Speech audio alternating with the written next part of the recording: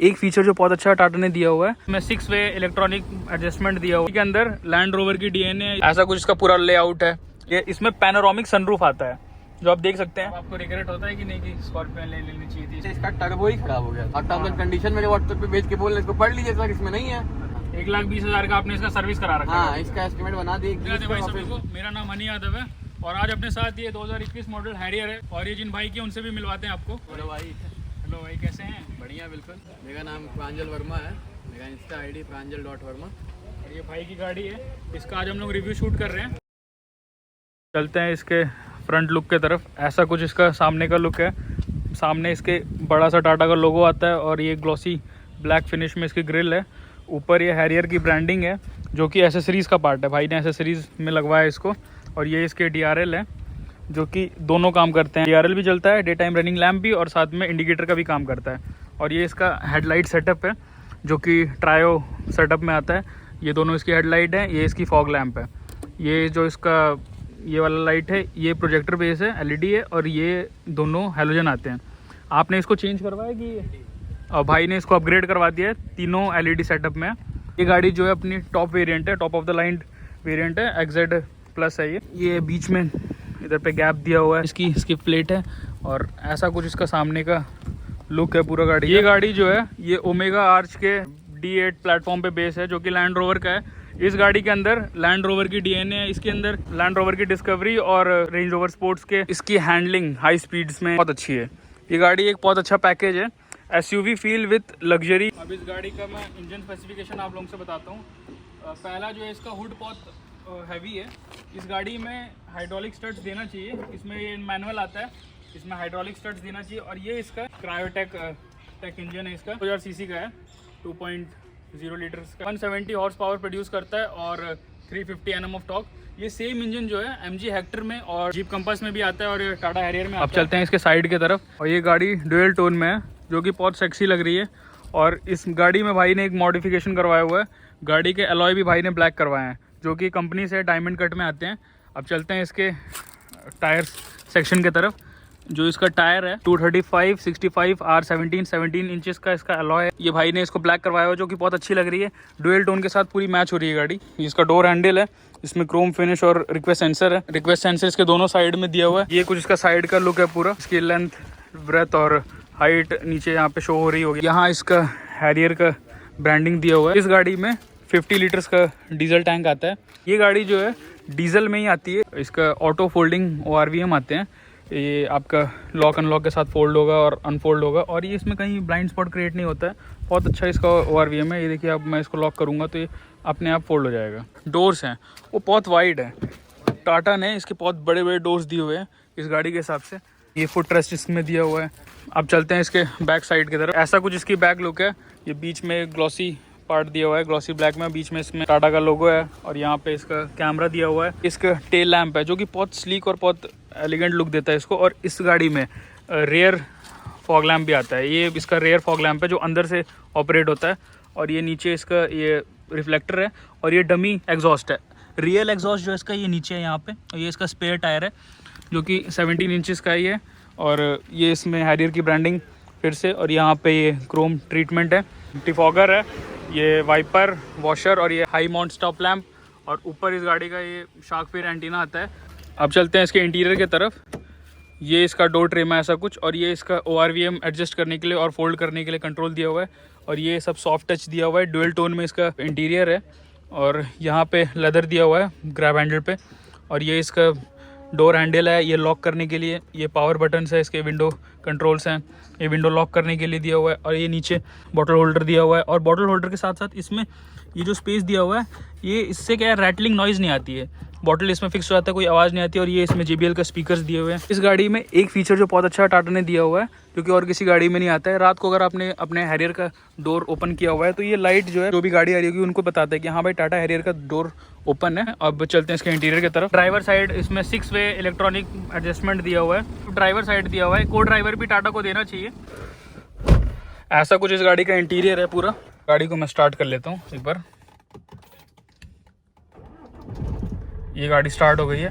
और ये इसका सेमी डिजिटल मीटर है जो इसमें स्पीडोमीटर एनालॉग आता है और उसके अलावा टैकोमीटर और बाकी इसका MID जो है ये डिजिटल आता है। और ये इसका स्टीयरिंग व्हील है, इसका स्टीयरिंग व्हील है, बीच में इसमें टाटा का लोगो है और ये इसका मीडिया कंट्रोल्स हैं, ये इसका क्रूज कंट्रोल है और ये यहाँ पे MID के कंट्रोल्स दिए हुए हैं और ये इसका रेन सेंसिंग वाइपर दिया हुआ है, ऑटो वाइपर है इसमें, ऑटो हेडलैम्प भी इसमें आता है, इसमें इंजन स्टार्ट स्टॉप बटन इसका यहाँ पे दिया हुआ है, ये इसका AC वेंट है और ये इसका जो डैशबोर्ड है इसके ऊपर ये नापा लेदर लगा हुआ है जो कि सॉफ्ट टच है, बहुत प्रीमियम फील दे रहा है ये। और इसके जो डैशबोर्ड पे यहाँ पे ये वुडन ट्रीटमेंट दिया हुआ है। ये इसका इंफोटेनमेंट सिस्टम है, 8.8 इंचेस का फ्लोटिंग आइलैंड का नाम दिया हुआ है टाटा ने। एंड्रॉइड ऑटो और एप्पल कारप्ले इसमें वायरलेस चलता है और इसमें बहुत सारे फीचर्स हैं, USB सेटिंग वगैरह सब कुछ। टाटा ने इसके साथ मैनुअल बटन भी दिए हुए हैं, स्विचेस दिए हुए हैं, ये होम के लिए, फेवरेट के लिए, ये आपका टॉगल आगे पीछे करने के लिए और ये बैक के लिए और ये म्यूट करने के लिए, वॉल्यूम के लिए, जो कि ये कि आप ड्राइव करते हुए आप इसमें कंफ्यूज ना हो, आप होम पे आ सकते हो, वॉल्यूम बढ़ा सकते हो, आपको स्क्रीन से ज़्यादा कोई लगाव ना रहे। ये इसके फॉग लैंप है, ये इसका सामने का फॉग लैंप है, ये इसका रियर फॉग लैंप है, ये हज़ार्ड स्विच दिया हुआ है और ये इसका इकोनॉमिक मोड है और ये इसका स्पोर्ट्स मोड है। और उसके अलावा नीचे ये AC के कंट्रोल्स दिए हुए हैं, ये इसका rear defogger, front defogger, fan का कम करना तेज़ करना, AC के स्विच इधर पे दिया हुआ है और यहाँ 3 ट्रेन्स दिए हुए हैं, स्नो, मड और वो सब दिया है। यहाँ पे ट्रैक्शन कंट्रोल है, यहाँ इसका हिल डिसेंट कंट्रोल है और बीच में इधर पे स्पेस है और यहाँ पे एक फास्ट चार्जिंग USB दिया हुआ है और एक ऑक्स दिया हुआ है। और इसके साइड टाटा ने इधर पे लेदर दिया हुआ है, लेदर ट्रीटमेंट, जो कि बहुत अच्छा है। ऐसा कुछ इसका पूरा लेआउट है। एरो ट्विन इसमें इसका हैंड ब्रेक है, इसमें 6 स्पीड मैनुअल, 6 स्पीड ऑटोमेटिक दोनों आता है। यहाँ इसका स्पीकर है, ये इसका लैंप के लिए, ये आप इसको दोनों LED दिए हुए हैं जो कि बहुत अच्छा है। और ये इसका ब्लाइंड खोलने के लिए इसमें पैनोरामिक सनरूफ आता है, जो आप देख सकते हैं। टाटा ने सबसे पहले इसमें ऑफर किया था पैनोरामिक सनरूफ, सबसे पहली गाड़ी यही है टाटा की जिसमें पैनोरामिक सनरूफ आया था, हैरियर में ही। और पूरा सनरूफ खोलने के लिए ये वाला बटन है, इससे आप पूरा सनरूफ इसका ओपन कर सकते हो। पैनोरामिक सनरूफ है जो कि बहुत अच्छा सनरूफ है इसका। और इसके सनरूफ में एक फीचर और जो आता है, ये रेन सेंसिंग के साथ आता है। जब अगर कभी आपकी गाड़ी बाहर खड़ी और रेन अगर हो रहा है तो यहाँ पे सेंसर दिया हुआ है, जब भी रेन होगा ये रेन डिटेक्ट कर लेगी तो अपने आप ये ऑफ हो जाएगा। और इस गाड़ी में एक फीचर और जो आता है मैं आपको दिखाता हूँ अभी, इसका सनरूफ खुला हुआ है, ठीक। और मैं गाड़ी से बाहर निकलता हूँ, और मैं अगर इसका देखिए सनरूफ ओपन है और मैं इसको अगर लॉक करता हूँ तो ये ऑटोमेटिकली, ये देखिए ऑटोमेटिकली इसका सनरूफ बंद हो जाता है। इसके सनरूफ में ये दोनों फीचर्स हैं कि ये बंद हो जाता है बाहर निकल के अगर आप लॉक करेंगे, और रेन सेंसिंग के साथ भी ये बंद हो जाता है। और इसके AC के वेंट के हिसाब से ही टाटा ने इसके डोर्स भी डिज़ाइन किए हैं, आप देख सकते हैं इसमें कट्स दिए हुए हैं। इसका AC वेंट जो थोड़ा सा उठा हुआ है, थोड़ा सा बाहर है, आप लिफ्टेड हो रखा है और इसमें यहाँ पे गैप्स दिए हैं जिसमें ये फिट हो जाता है बहुत एकदम प्रॉपर तरीके से, बहुत अच्छा लगता है। इसका डिज़ाइन बहुत अच्छा है। इसका auto dimming rear view mirror है, यहाँ से आप ऑन ऑफ कर सकते हो इसको। और ये इसका वैनिटी मिरर भी दिया हुआ है, विथ लाइट दिया हुआ है, बहुत अच्छा है ये भी। पीछे की तरफ चलते हैं, इसमें 5 सीटिंग कैपेसिटी है, इसकी सीट है, ये लेदर दिया हुआ है पूरा। और ये इसका बहुत बड़ा सा ग्लास है, ये मैं इसमें बैठा हुआ हूँ, बहुत अच्छी है, बहुत कंफर्टेबल ये गाड़ी है। ये इसका आर्म रेस्ट है, ये इसका आर्म रेस्ट है बॉटल होल्डर के साथ, बहुत अच्छा है। ये इसका बीच में जो आर्म रेस्ट दिया हुआ है आगे, ये यहाँ पे इसमें दोनों फास्ट चार्जिंग दिया हुआ है और बीच में यहाँ सामान रखने के लिए दिया हुआ है। इस गाड़ी में जो है एडजस्टेबल हेडरेस्ट आते हैं दोनों, बीच में इन्होंने नहीं दिया टाटा ने, जो कि बीच में भी मेरे हिसाब से देना चाहिए। इसके डोर्स में भी स्पीकर्स दिए हुए हैं, यहाँ पे स्पीकर्स हैं। और इस गाड़ी साइड्स में इसके बी पिलर पे AC वेंट दिया है, जो कि मेरे हिसाब से एक बीच में भी देना चाहिए, क्योंकि ये गाड़ी बहुत बड़ी है, उसके हिसाब से बीच में भी रहता तो बहुत अच्छा कूलिंग होता। और ये इसका डिल है और यहाँ पे हुक दिया हुआ है और ये लाइट है जो कि LED, इसमें यहाँ पे फ़ोन रखने के लिए भी स्पेस दिया हुआ है और ये प्रॉपर इसका मैटिंग दिया हुआ है ताकि फ़ोन कहीं स्किट ना हो। ड्राइव रिव्यू लेते हैं और ड्राइव रिव्यू बताते हैं आपको कैसा है इसका ड्राइव रिव्यू। आप इस गाड़ी को चलाते हैं, आपने इसको कितना चला दिया टोटल? ये चल गई टोटल 1,20,000 के आसपास, 1,20,000 टोटल ये गाड़ी चल गई है। और इस गाड़ी का जो ओवरऑल ड्राइव एक्सपीरियंस है वो कैसा लगता है आपको?